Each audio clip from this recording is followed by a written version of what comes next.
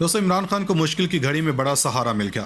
پاکستان میں موجودہ سیاسی صورتحال میں اسلامی دنیا عمران خان کے ساتھ کھڑی ہو گئی۔ عمران خان امت مسلمہ کے لیے ناگزیر۔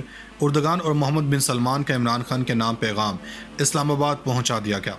عرب ممالک عمران خان کا دفاع کرنے کے لیے میدان میں کود پڑے، جس سے عمران خان کو مشکل کے اس وقت میں بڑا سہارا مل گیا۔ اسی لیے OIC رابطہ گروپ کے وزرائے خارجہ نے مشترکہ اعلامیے کی منظوری دی ہے، جس میں عالمی برادری پر زور دیا گیا ہے کہ وہ بھارت کو مقبوضہ جموں کشمیر میں اس کے گھنونے جرائم پر جواب دہ ٹھہرائے۔ بھارت 5 اگست 2019 کے بعد یک طرفہ اور غیر قانونی طور پر کیے گئے اپنے اقدامات واپس لے، آبادی کا تناسب تبدیل کرنے والی انسانی حقوق کی منظم اور سنگین خلاف ورزیوں کو بند کیا جائے۔ حکومت پاکستان کو اندرونی اور بیرونی سطح پر کئی چیلنجز کا سامنا ہے، لیکن اس کے باوجود OIC کانفرنس کا انعقاد بہت بڑی کامیابی ہے۔ اس کانفرنس میں 800 مندوبین نے شرکت کی۔ حالانکہ پاکستان کی اپوزیشن جماعتوں کے قائدین نے مشترکہ کانفرنس میں OIC اجلاس کا انعقاد روکنے کا کھلے عام اعلان کیا تھا، اس کے باوجود غیر ملکی وزرائے خارجہ اور مندوبین نے بڑے جوش و خروش کے ساتھ شرکت یقینی بنائی۔ مشترکہ اعلامیہ میں کشمیر اور فلسطین کو مرکزی نقطہ قرار دے کر نہ صرف OIC کے مردہ تن میں جان ڈالی گئی ہے، بلکہ عالمی برادری کو بھی خبردار کیا ہے کہ اگر آپ نے منصفانہ طور پر فیصلے نہ کیے تو پھر ہم خود فیصلے کرنے کی طاقت رکھتے ہیں۔ مسلم ممالک تیل اور گیس کی نعمت سے مالا مال ہیں، عالمی معیشت ان کی مٹھی میں ہے، بس صرف ایک ایماندار، بہادر اور نڈر لیڈر کی ضرورت ہے جو مسلم امہ کے مسائل کو ذاتی مسائل سمجھ کر حل کرنے کی طاقت رکھتا ہو۔ مشترکہ اعلامیے میں بھارت کو سخت لہجے میں خبردار کیا گیا کہ وہ کشمیر میں جاری ظلم و ستم بند کرے، اب اسے اپنے گھنونے جرائم کا جواب دینا ہوگا۔ پون صدی سے بھارت کشمیریوں کی نسل کشی کر رہا ہے۔ انسانی حقوق کی تنظیموں سے لے کر اقوام متحدہ کی سلامتی کونسل تک ہر کسی طاقتور ادارے نے بھارتی ظلم و ستم پر خاموشی اختیار کر رکھی ہے۔ اسی سے حوصلہ پا کر بھارت نے 5 اگست 2019 کو کشمیر کی خصوصی حیثیت تبدیل کی۔ اگر عالمی برادری نے کشمیری کی نسل کشی پر بھارت کو آڑے ہاتھوں لیا ہوتا تو 5 اگست 2019 کا غیر قانونی اقدام کرنے کی اسے کبھی جرت نہ ہوتی۔ اس غیر قانونی اقدام کے بعد بھارت اپنے مکروہ عزائم کو پورا کرنے کے لیے بھرپور اقدامات کرنے میں مگن ہے، جن میں غیر قانونی طریقے سے آبادی کے تناسب کو تبدیل کرنے کی کوشش ہے۔ ڈومیسائل سرٹیفکیٹ کے اجرا سے مسلم اکثریتی وادی کے خطے میں آبادیاتی تبدیلی شروع ہونے کا خدشہ پیدا ہو گیا۔ شہریت حاصل کرنے کا یہ سرٹیفکیٹ ایک شخص کو علاقے میں رہائش اور سرکاری ملازمت کا اہل بناتا ہے، جو 2020 سے پہلے تک صرف مقامی آبادی کے لیے مختص تھا۔ 5 اگست 2019 کو جب بھارتی حکومت نے خطے کا خصوصی درجہ ختم کر کے ہندوستانی آئین کی دفعہ 370 کو ختم کر دیا تو اس کے خلاف کشمیری عوام نے بھرپور مظاہرے کیے، سیاسی لیڈران کو نظر بند کیا گیا اور یہاں تک کہ 4G انٹرنیٹ خدمات کو بھی معطل کر دیا۔ لیکن بڑا کام غیر ریاستی باشندوں کو ڈومیسائل سرٹیفکیٹ فراہم کرنے کا فیصلہ ہے۔ آرٹیکل 35A کے تحت دیگر ریاستوں کے ہندوستانی شہریوں سمیت بیرونی افراد کو خطے میں آبادیاتی توازن برقرار رکھنے کے لیے سرکاری ملازمتیں لینے اور آباد ہونے سے روکتا تھا۔ نئے قانون کے مطابق کوئی بھی شخص جو 15 سال سے خطے میں رہ رہا ہے، یہ اس خطے میں 7 سال تک تعلیم حاصل کر چکا ہے اور اس نے اپنی 10ویں یا 12ویں جماعت کا امتحان پاس کیا، وہ ڈومیسائل سرٹیفکیٹ کا اہل ہے۔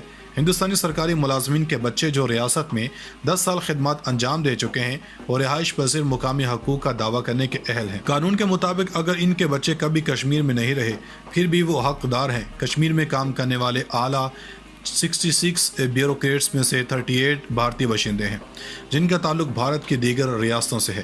اس کے علاوہ بہت سے دوسرے بیرونی افراد مرکزی حکومت کے مختلف اداروں جیسے بینک، پوسٹ آفس، ٹیلی مواصلات کی سہولیات، سیکیورٹی اداروں اور یونیورسٹیوں میں خدمات انجام دے رہے ہیں۔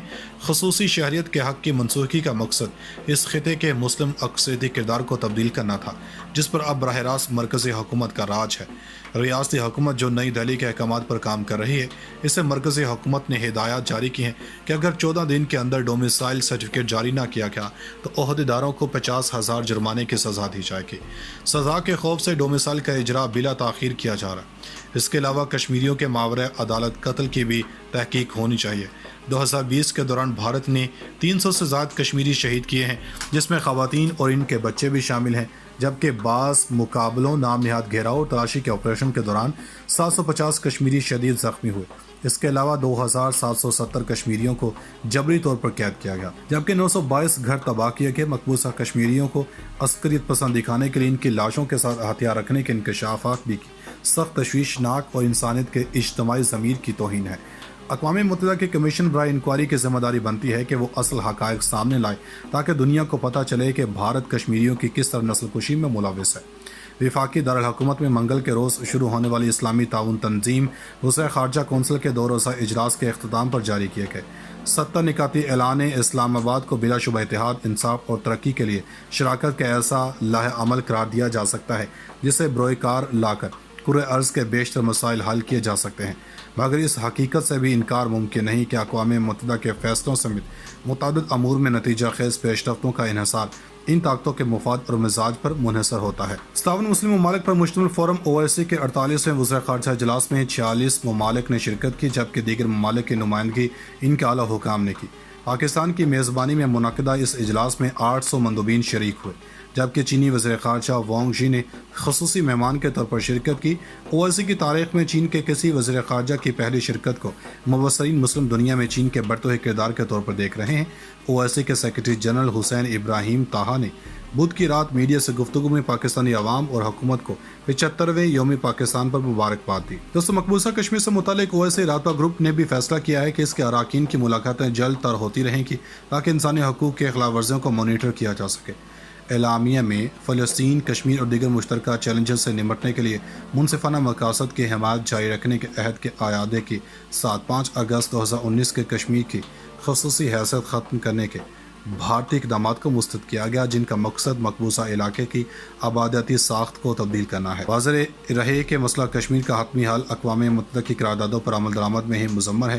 بھارت کی جانب سے پاکستانی فضائی حدود کی خلاف ورزی اور مسافر طیاروں کو لاحق خطرات پر تشویش کا اظہار کیا گیا، جن میں 9 مارچ کو سپر سونک میزائل کے لانچ سے جنوبی ایشیا میں امن و سلامتی کے حوالے سے مضمرات کی نشاندہی بھی شامل ہے۔ مطالبہ کیا گیا کہ واقعے کی مشترکہ تحقیقات کی جائے۔ Mali, Afghanistan, Somalia, Sudan, Cote d'Ivoire, Comoros, Djibouti, Bosnia Herzegovina, Jammu Kashmir کے عوام اور ترک قبرص کے ساتھ یکجہتی کا اعادہ کیا گیا۔